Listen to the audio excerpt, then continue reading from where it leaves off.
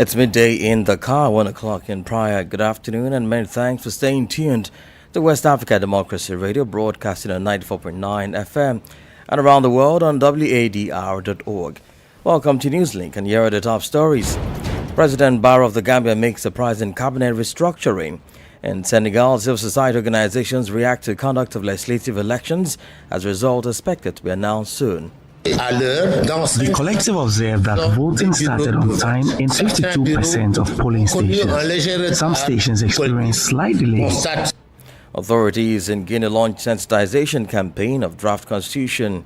Ghana's Electoral Commission distributes first batch of electoral materials ahead of December 7 general elections. Everything is going on well because the consignment arrived around 12:30 last night, let's say early this morning. Please stay tuned for details of these stories and more. Here is Imo Edit with Newslink. Many thanks for joining our broadcast. Let's begin in the Gambia, where President Adama Barrow on Monday created a new ministerial portfolio within his office.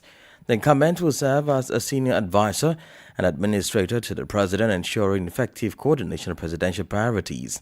In a statement by the country's Minister of Information, Media and Broadcasting Services, the president appointed Modke Cisse as Chief of Staff and Minister in the Presidency effective November 18, 2024. Mr. Cisse will be responsible for overseeing the day-to-day operations of the Office of the President and coordinating the work of the various ministries and departments to implement the President's decisions.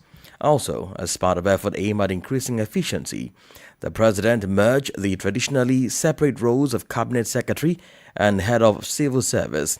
As such, Aliu Njai has been appointed to the newly created position of Cabinet Secretary and Head of Civil Services effective 15th November 2024. The ministry added that the move aims to consolidate development policies at the cabinet level while ensuring that programs are implemented harmoniously across the public administration. Back here in Senegal, the provisional result of last Sunday's parliamentary elections are still being awaited. Earlier trends showed the ruling party passive, leading by a significant margin. Several opposition figures, including former President Macky Sall, former Prime Minister Amadou Ba, and the current Mayor of Dakar, Barthelemy Diaz, have all acknowledged the ruling party's victory. While waiting for the Electoral Commission to publish their final official results, many election observers have released their report. Several civil society organizations have also confirmed that the voting process was generally calm. Augustine Coley completes the story. The observation mission of the Collective of Civil Society Organizations for Elections expressed satisfaction with the overall calmness of the voting process. However, during the evaluation on Monday, the collective noted some irregularities. Professor Babaka Gay is the president of the COSC. Le collectif a constaté que le vote a démarré à l'heure dans The collective observed that voting started on time in 52% of polling stations. Some stations experienced slight delays. The collective also noted that voters left the polling station with unused ballots in 65% of the stations. This situation breaches the principle of voting secrecy and can facilitate political corruption through vote buying. The same observations were made by the Senegalese section of Transparency International's Civil Forum. The organization also deployed electoral observers on the election day. Birahim Sek is the coordinator of the Civil Forum. Often, we have thought that in general, there are some discrepancies in certain areas. I am in this situation at the height of significant issues that could undermine the integrity of the system. Now, each actor, wherever they are, or in the parts they believe they are involved in, must adhere to the conditions set by the procedural framework instead of making statements that could in reality affect the frequency of our democracy. These organizations have recommended, among other things, that the state of Senegal automatically register young people who reach voting age in the electoral register. COSC also advocates for the removal of legal provisions that automatically stripped individuals sentenced to more than 5 years in prison of their civil rights. Augustine Coley reporting there. In Ghana, the first batch of election materials have been distributed to some parts of the country. The materials were received in the regions by Electoral Commission officials in the presence of political party representatives. This is ahead of the December 7 presidential and parliamentary elections in Ghana. Speaking in an interview after the voting materials had been secured, representatives of the two major political parties, the National Democratic Congress (NDC) and the New Patriotic Party (NPP), expressed confidence in the process so far. Here are the voices of Augustus Nana Akwasi of the NDC and Kwame Adom Appiah of the NPP confirming the receipt of the electoral materials. For now, I can say that everything is going on well because the consignment arrived around 12:30 last night, let's say early this morning. We were here to receive it. We checked all the seals. My good brother brought them. We checked everything. Everything was intact except one padlock, but according to my brother, he knew about it and there was nothing that they can do about it, so we left that one as it is. I've been here since yesterday night. I waited till the trans came. It came around 1:39 a.m. this morning, and then everything is set. The EC is doing their job. All the parties are also very much engaged in the exercise. Those were voices of Augustus Nana Akwasi of the NDC and Kwame Adom Appiah of the NPP in the Ashanti region of Ghana. President Joseph Boakai of Liberia has submitted the 2025 draft national budget to the legislature, totaling $851.8 million. This is coming at a time when the House is facing a major leadership crisis. Here is Grace Joshua in Monrovia. According to a release issued by the Ministry of Information, the draft budget comprises core revenue of USD 833 million and contingent revenue of USD 18.8 million. The ministry highlighted that the draft financial instruments were presented to the House of Representatives, presiding officer via the chief clerk. The Ministry of Information further explained that the draft budget represents a 15.3% increase over the total appropriation of USD 738.9 million in the 2024 recast budget. It includes allocations designed to address key priorities of the arrest agenda for inclusive development, debt services, and other governmental obligations. Unlike the usual procedures, the submission of the draft budget is being overshadowed by the ongoing leadership crisis in the House of Representatives. Traditionally, the Ministry of Finance submits the budget physically to the Speaker or the Deputy Speaker. However, the House has been deeply divided, with one faction led by Speaker J. Fonati Kofa occupying the main chambers and another bloc comprising a majority of lawmakers convening in the joint chambers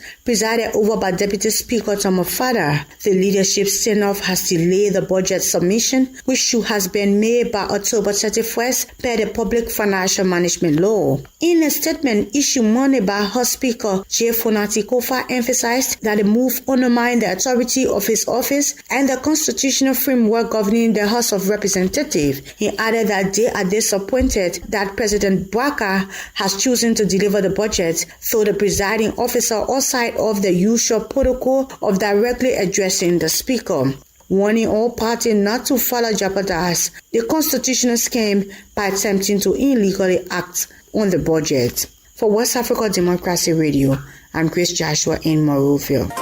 More stories coming up on West Africa Democracy Radio. Newslink continues. Authorities in Guinea on Monday launched a campaign to popularize a draft of the new constitution, which will be submitted to a referendum in 2025. For a month, executives of the parliamentary administration and advisors will travel through the regions, prefectures, sub-prefectures, and urban municipalities to popularize the content of this new constitution. The launching ceremony of this campaign of the new constitution brought together members of the government, representatives of political parties, and the diplomatic corps at the Palace of the Republic. Stanley Janko has more details in this report filed by our correspondent in Conakry, General Alpha Ibrahim Abade. At the head of the large government delegation, the Minister Secretary General of the Guinean Presidency went to Zerekore and Makena on Saturday to discuss the socio-political situation in Guinea with the populations and elders of these localities. General Kamara did not fail to criticize the opposition, maintaining that it has no social program for Guinea. He also maintains that he has received the message of citizens who want to see General Doumbouya still at the head of Guinea, a message that does not go down well within the opposition. Civil society is sounding the alarm on the consequences that could occur if General Doumbouya decides to be a candidate for the next presidential election. The active forces are sticking to their opposition on the end of the transition on December 31, 2024. Overwhelmed by this date, they say they no longer recognize the military in power. They are therefore demanding the establishment of a civilian transition from next January. Sakula Janko voiced their report as filed in by our correspondent in Conakry, Channel Alpha Ibrahim Abalde. Now to some judicial matters. The trial of a cyber activist Steve Amusu resumed on Monday in Benin. Immediately after the opening, the activist case was postponed until December 9 by the CRIET, the Court for the Repression of Economic Offences and Terrorism. The defense denounces the procedure that allowed the arrest of his client, who was in Togo. Details here voiced by Eche Atisu. Shortly after it began, the trial of Steve Amusu was postponed to December 9th by the prosecutor of the CRIET, the Court for the Repression of Economic Crimes and Terrorism. The postponement was requested by the defense, which described the arrest of their client in Togo as an abduction. One of Steve Amusu's lawyers, Met Banabe Bago, made the statement. The defense has highlighted procedural flaws in the arrest of the Beninese cyber activist who was living in Togo. This new postponement should allow CRIET to address the exceptions raised by Steve Amusu's lawyers. To recap, the cyber activist was abducted in Lomé in mid-August by individuals who handed him over to the Beninese police. Steve Amusu is charged with electronic harassment and publishing false news. He is suspected of being the author of the famous audios on social media signed Brother Hunvi, where he criticizes President Talon's governance. Echetisu voiced that report. Well, as part of intensifying the fight against corruption, Burkinabe President Captain Ibrahim Traoré met with the members of the Orientation Council of the Commission for the Regulation of Dysfunction CRD on Monday in Ouagadougou, the capital. According to Ragnan Nawinde Isidire Tiem Tore, Special Advisor to the President on Good Governance and Anti-Corruption, this meeting follows the official installation of the Orientation Council members on October 26. The commission, established by the Council of Ministers on July 24, 2024, and attached to the Office of the Head of State, is tasked with identifying and correcting dysfunctions in public administrations and monitoring the execution of judicial and administrative sanctions. President Traoré emphasized his vision of combating corruption, which he views as a hindrance to national development. He encouraged council members to be agents of change, urging them to turn their words into concrete actions to improve the daily lives of the Burkinabe people. You're listening to Newslink on West Africa Democracy Radio 94.9 FM Dakar. Here's a reminder of the top stories. President Barrow of the Gambia makes surprising cabinet restructuring. In Senegal, civil society organizations react to the conduct of legislative elections as results expected to be announced soon. Authorities in Guinea launched sensitization campaign of draft constitution. Ghana's Electoral Commission distributes first batch of electoral materials ahead of December 7 general elections. And still ahead, we do have the press review, our guest interview, and sports news. Please stay with us. You are listening to West Africa Democracy Radio, broadcasting from Dakar, Senegal. Don't forget, you can listen to us live on wadr.org and follow live stream on YouTube and Facebook. In Nigeria, at least 4 people were killed on Monday when gunmen suspected to be members of the indigenous people of Biafra, IPOB, a separatist group calling for the creation of Biafra from Nigeria, launched a deadly attack on communities in Ukpo, Dunukofia local government area and Abatete Indemnili North local government area in Anambra State, southeastern Nigeria.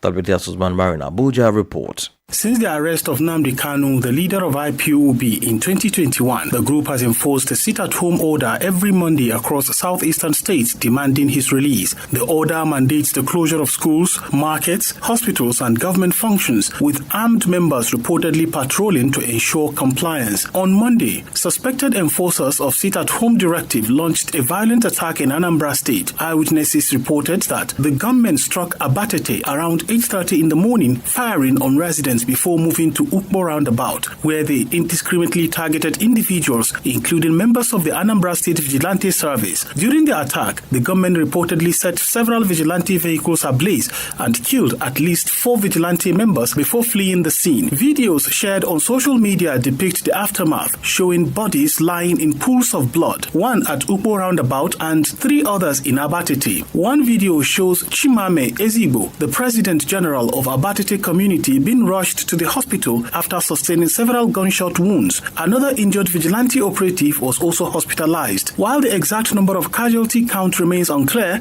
sources estimate that at least 4 people lost their lives in the attack. Anambra State Police spokesperson SP Tochukwu Ikenga confirmed the incident and stated that police operatives have been deployed to restore order. Meanwhile, in other southeastern states, residents continue to express frustration over the sit-at-home order's disruptive impact on daily life and economy. You're fighting because of Nnamdi Kanu.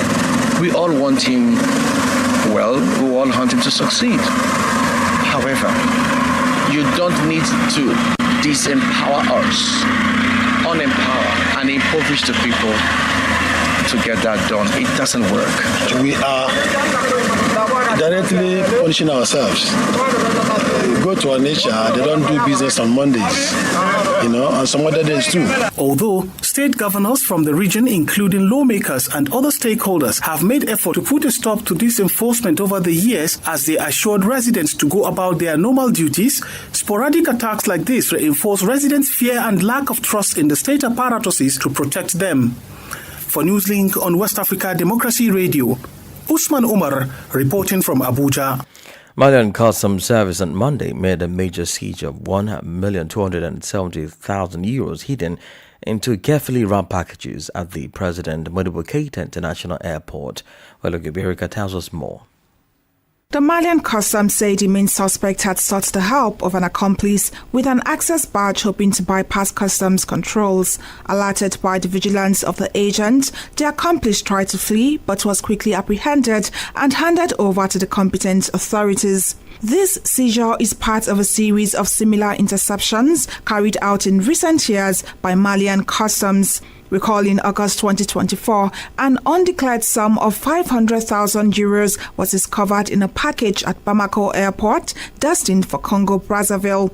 A few days later, an additional €70,000 was seized from a passenger leaving for Dubai via Addis Ababa. This incident illustrates the significant use of Mali as a transit point for the illegal transport of currency. According to the customs, the motivations behind these illicit transfers are multiple, including money laundering, financing criminal or terrorist activities, or tax evasion.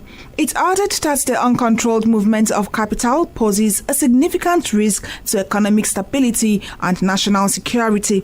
This new interception comes as Mali hosts the 12th UEMOA Customs Officers Forum, which focuses on the theme of fragile borders in a world facing terrorism and various forms of crime. The Malian authorities thus reaffirmed their commitment to strengthening border controls and working with regional partners to effectively combat these threats. Ogeberika filed that report. This is the newspaper review. Stay abreast and find out what the top stories are in your country. This is the newspaper review. The newspaper review. Well, let's head back to Monrovia, where Grace Joshua is on standby to take us through the newspaper review. For today's edition of the press review, papers we are following are the In-Profile Daily newspaper, the Heritage newspaper, the Front Page Africa newspaper, and the Independent newspaper. On the front page of the In-Profile Daily newspaper, this stories reads, Resignation is least option. LBS Director General Deputy Trade Accusation. Who preside over 2025 draft national budget? Liberia National Bar Association criticized for lack of progress. We now move to the back page of the in-profile daily newspaper. LMA UL students clash. Senate pro tempore dismiss her removal rumors. EU delegation visit Liberia. And this one says, Liberia nearing eliminations of death penalty. On the back page of the Heritage newspaper, Labour Minister launches dispute settlement at Firestone. As part of findings, permanent resolution to long-standing labor dispute between workers and management of Firestone Natural Rubber Company in Magibi County, Labour Minister Councillor Copper W. Kura launched a series of resolution meetings at the company. AU delegation visit Liberia to strengthen climate change mitigation effort. The government of Liberia, through the Ministry of Foreign Affairs, has welcomed a high-level delegation from the African Union. Liberia gets a new educational scientist. This story reads, 2025 draft budget turned over to Deputy Speaker. Okay, and this story says, from rescue team to scam team. We now move to the front page Africa newspaper. On the front page of the front page Africa newspaper, and this one says, Guinea, Liberia, Bola fear. Videos and photographs from 2022 obtained by the front page Africa suggest Guinean Jutide has consistently tried to remove Liberian flag from trouble entry point in Lofa County and report of Lord rebel recruitment next door. World Bank Lloyd Liberia progress in general responsive budget. Bone Authority validate 25 priority project. We also move to the back page of the Independent newspaper. National budget in transit as it goes to the host clerk. Monkeypox cases claim, but Buaka's one child, one chair policy take effect. That is how we come to an end of today's edition of the press review. Many thanks, Grace Joshua there with the newspaper review. Well, let's take sport news with Sankuli Janko.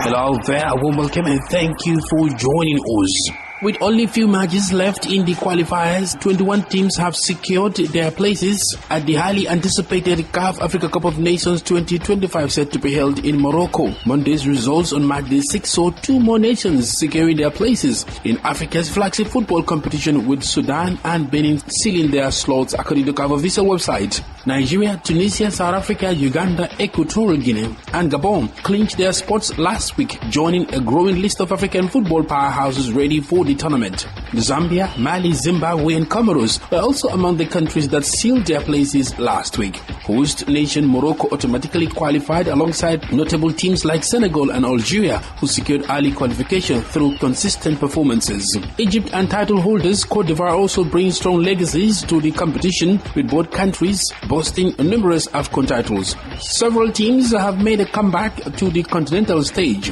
DR Congo, Angola and Equatorial Guinea will look to make an impact, while Uganda and Gabon are back with ambitions to advance deep into the tournament. For South Africa, the qualification marked a return to Africa's biggest football stage after their impressive performance at the previous competition held in Cote d'Ivoire. The qualification phase isn't over yet. Match day 6 matches continue into Tuesday to confirm the remaining teams, rounding off the 24 nations lineup for Morocco 2025. Anticipations is building as the final slots are contested, with top African teams and emerging challengers vying to be part of the action. And that's it for sports. It's back to you. Politics, analyses on major news, social matters, and all. This is A Guest. Well, let's now bring our guest segment as we take you back to Mali, where Prime Minister Shigel Maika's statement at the end of last week caused a stir in Bamako.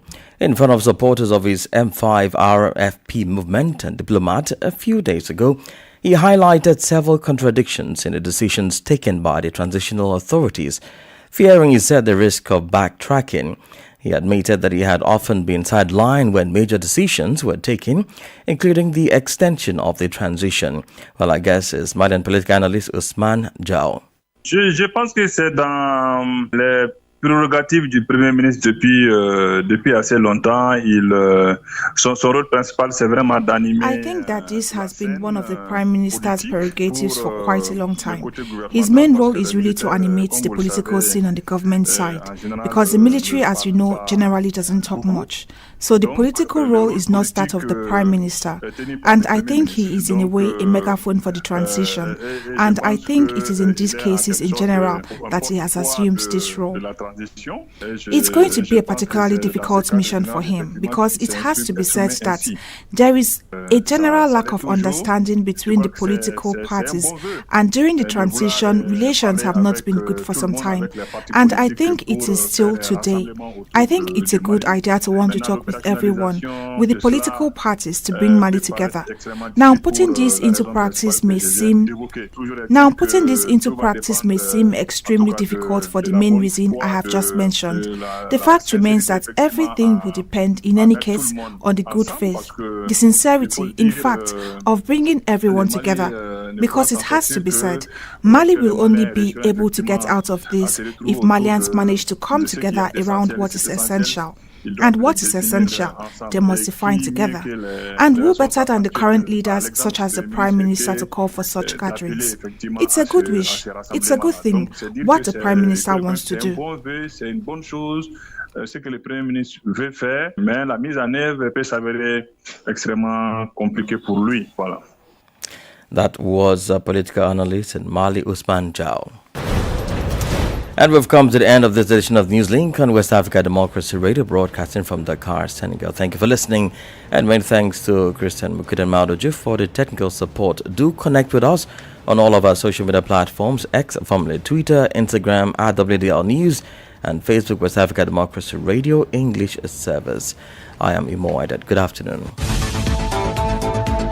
And many thanks to you for listening to Newslink via Hot 104.3.